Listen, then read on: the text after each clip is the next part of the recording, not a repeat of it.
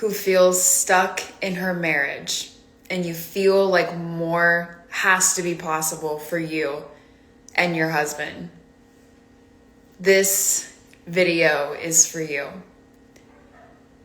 If you've been fighting and arguing and yelling at each other and you're just exhausted of this cycle where you are good and you're on great terms and then some tension happens and you start fighting, you start arguing, and then you get in this fight and then you make up in ways that you can imagine.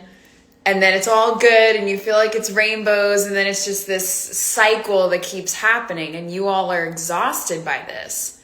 You're exhausted of fighting. You're exhausted of the pattern, the cycle of this. You would like it to be, you'd like to feel happy. You'd like to feel peaceful. You'd like to feel seen. This video is for you because more is possible for you and your husband. It doesn't have to just be chaos. It gets to be peaceful. So one of the first steps is recognizing that when you are feeling triggered, when you are feeling a lot of emotion within you, and you are feeling heat rise up within your chest, when you're feeling like you want to punch your husband, when you're feeling like you want to run away from the conversation, this is when our sympathetic nervous system is activated. So what we're going to talk about is there's two different nervous systems for us to explore. The sympathetic nervous system is when we are in some sort of survival mode. So we're in fight, meaning that we're on edge, we're ready for our husband, like whatever he's going to say, we're ready for it, or we want to yell. There's flight, where we physically, when we're having a conversation, we physically want to leave the conversation, or we don't want to bring something up. We don't want to express a need that we have. So it's easier to just run away from the conversation to avoid the conversation, but we end up feeling worse anyway internally. Or freeze, where you're having a conversation and continuously you're like, okay, I feel like I know now what I want to say. It could be two things. You either don't know what you want to say at first and you're like, how is this conversation even happening? And then, or it could be where you continue to have a similar conversation and your throat just closes up and you know what you want to say, but you're so scared of saying it because you don't want to be yelled at. And so there's this internal, I'm so nervous to say it because either my husband's yelled at me before, or my father had yelled at me in childhood, or someone had yelled at me and I don't want that to happen again, which is all valid. We don't want to experience these things, right? We don't want to intentionally feel the pain or the discomfort or the yelling.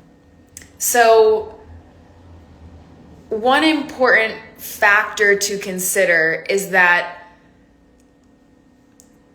it's important as we have these conversations, it's important that as you lean into more, as you lean into experiencing peace, as you lean into having healthy relationships and healthy communication with your husband, it's important to remember that you need to be as grounded as possible within yourself first. Meaning that when you are in a state where you feel like you want to fight, you feel like you're frozen, you feel like you want to leave the conversation continuously, it's hard to communicate from a place that is loving or considerate of how the other person feels. Now, when you practice nervous system regulation tools continuously, which is something that I teach in the Becoming Era, this becomes a habit that just happens. This becomes your default mode, meaning that instead of wanting to leave the conversation, you still feel it, and you still feel the part of you that wants to close. You still feel the part of you that wants to fight, but you practice a nervous system regulation tool instead. So some examples of this is taking a deep breath. So take a deep breath with me. In through the nose and out through the mouth. This actually allows us to get more oxygen to our prefrontal cortex, which is a part of our brain. It's right behind our forehead. And this is the CEO of your brain. It's the visionary. It's where you can get clear on your I am statements. It's where this lives. And when our amygdala, which is on the side, kind of by your ears in our brain, it's the security of your brain, but it gets really heightened. It's like a anxious security guard. So it will get really heightened, but when we breathe, it physically activates, many things happen, but two things that we're going to talk about happen. It activates what's called your parasympathetic nervous system. So we talked about the sympathetic nervous system, which is fight, flight, freeze. The parasympathetic nervous system, when you breathe, activates ease, peace, specifically rest and digestion. So it signals to your body, I am safe. I am at peace. It's safe for me to experience peace. It's safe for me to experience ease in this moment. Because logically, our prefrontal cortex, when we think about the relationship with your husband, you want the healthy relationship. You want the good communication. You want the good intimacy. You want all of that. But physically, if your body is so used to your parents growing up yelling at each other, or you being yelled at as a child, or experiencing abuse, peace is not going to feel safe to you physically. It's going to feel abnormal. So breathing and practicing nervous system regulation tools are so helpful in allowing yourself to physically feel peace first. So that way, when you have the conversation with your husband that you actually want to have, you say it in a way that's not hurtful to him or yourself. So when we breathe, we activate our parasympathetic nervous system, which is rest and digest, and it brings more oxygen to our prefrontal cortex, meaning that our amygdala on the sides of our brain, it calms down. So when there's more oxygen, which that comes from food, getting enough sleep, water, when there's enough oxygen that flows to your brain, this is what allows our amygdala, security, anxious part of our brain for us to communicate, the prefrontal cortex to communicate to our amygdala, it's okay. Or let's take a deep breath and we're going to communicate it in this way because this way is safe. Okay? So,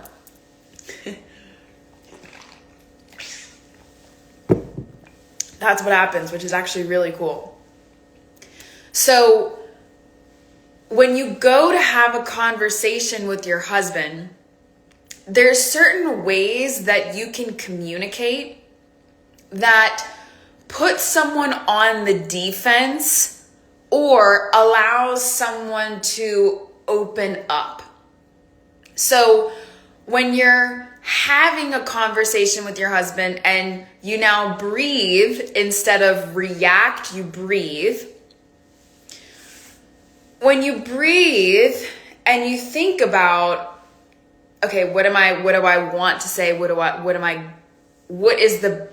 is best for us in this conversation for me to say?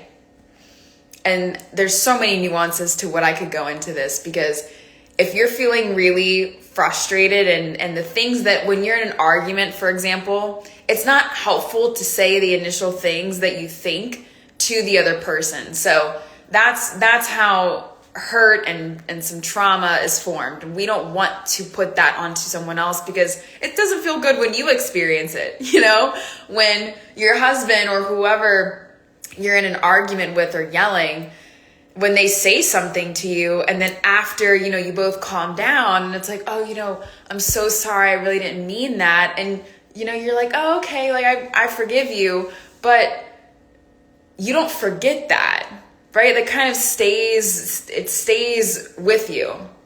And there's different ways to heal it and look through it and all the different things with mindset, which is a superpower we have. And it's so cool. But so that's why it's important, because yelling and arguments are not helpful. Yelling at anyone is not helpful whatsoever, whether they're a dog, animal, kid, partner, husband, like it doesn't matter who it is, what it is, it's not helpful to yell.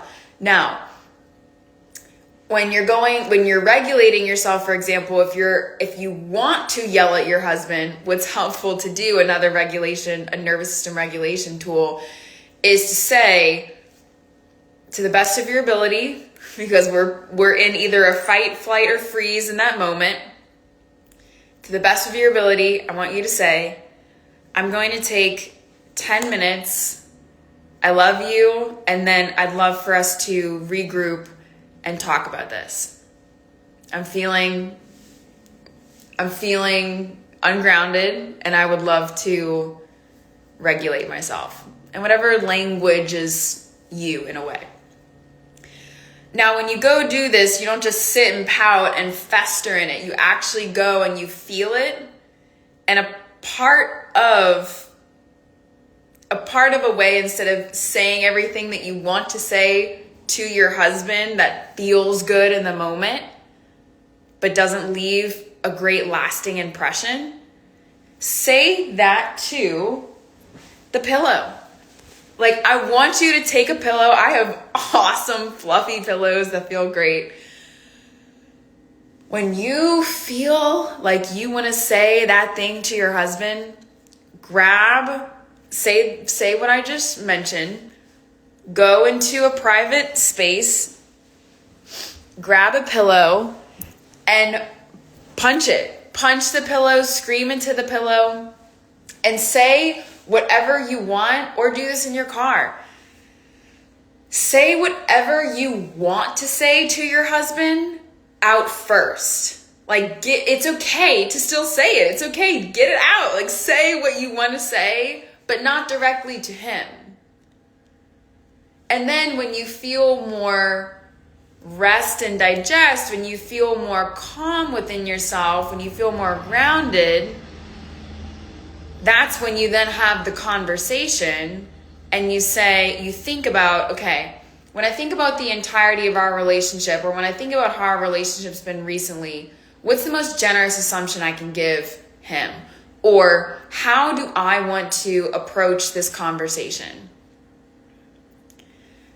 A powerful way to approach conversations that doesn't put your husband or you on the defense mode is by using I am statements. Meaning, when you go to have a conversation with someone, automatically they feel defensive, you feel defensive when someone was to say something like this. And I'll provide you with 2 examples. Let's say you're talking with your husband and, you're about to get in an argument, and let me think of an example. Let's say you've asked your husband several times to clean the dishes. And it's been some time and he continuously hasn't done it, or he's asked you to do it. And the most generous assumption is maybe he's just forgotten, maybe he's really busy. It's not ill-intentioned, but it doesn't excuse how you feel, because within yourself, you feel disrespected. So there's a difference in bringing this up to him and saying, you POS, I cannot believe that you didn't clean the dishes again. What is this? You never do anything that I tell you to do. You never, like, that whole, and then that's how the argument starts, right? And then you're bringing up things that happened 5 to 10 years ago, and it's not helpful. It's not helpful. So that's one way to have the conversation. That's how the just cycle continues. Or there's another way, which is actually being vulnerable with your husband. It's being vulnerable with him and sharing how you feel. Because, and using I statements. So for example, you say, hey babe, can I talk to you? Or can I share something with you? And he's like, yeah, what's up? You would say,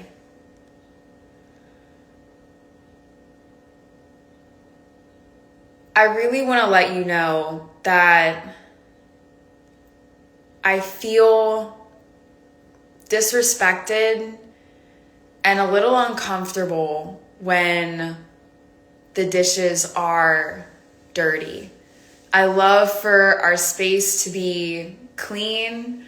I feel so much peace when the space is clean, and I feel very respected when I don't have to continue asking for what I desire. Like, do you even, like, you feel the energy difference in that? Automatically, for a man, he's going to step into his masculine. So we both have masculine and feminine energy. So a man, naturally, when they're in their masculine, they want to protect. So he went, especially when you voice that and the I statements, he's going to want to honor that. A healthy man is going to want to honor that. He's going to want to protect that, respect you, respect what you're sharing. And that goes for any relationship that you have that's a healthy relationship. The other person is naturally going to want to protect you or protect your heart or honor what you share, because that's vulnerability. It's vulnerable to say, I feel disrespected, or I feel more respected. I feel respected when la la la.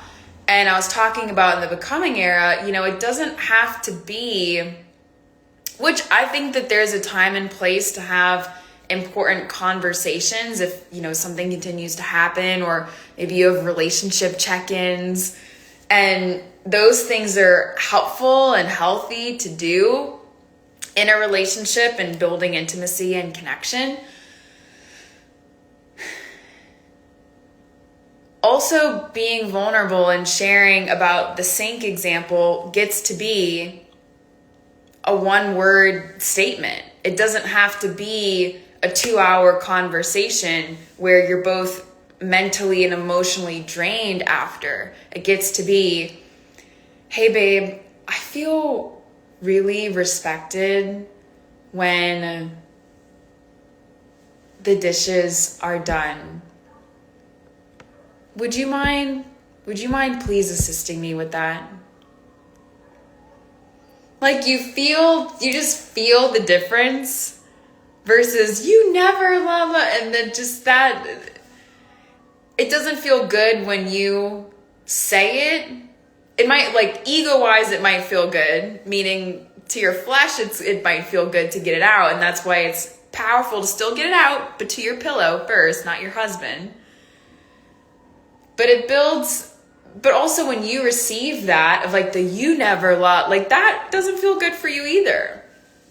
But imagine your child, imagine your husband, imagine someone that you care for, that you respect, saying, or even a person that you don't know. Imagine someone that you, any of the above, saying to you, I feel more respected when XYZ. A healthy person is naturally going to want to protect that. They're going to want to protect your heart. So, and respect whatever you shared, because boundaries are healthy, boundaries are important. So, the feeling of more that you have and that you want in your marriage is possible. And two powerful ways you can experience healthiness and more closeness in your relationship is by breathing, practicing a nervous system regulation tool. Before you feel that you want to fight, that you want to freeze, that you want to leave the conversation, breathe. Let the oxygen run to your brain, and then let your amygdala calm down or feel more ease, and then feel peace in your body. And then using the I statements when you speak to your husband, when you speak to anyone. Instead of pointing the finger, sharing how you feel. So I hope you find this video helpful. This is one of the last consistent weekly lives that I am going to do. So it's been a pleasure for those of you that watch these replay videos. For those of you that hop on, I thank you so much for supporting me and supporting Verde in this way. We are going to be having more ways to learn the exploration of more in your life through Verde. So stay tuned for that and let me know how these tools help you. They've been helpful in many different relationships of mine because I've experienced, trust me, I've experienced unhealthy relationships where, maybe it was continuous cycles of just back and forth, or, unhealthy ways that we would, arguments, like ways that we would yell at each other, like just not helpful for them or me.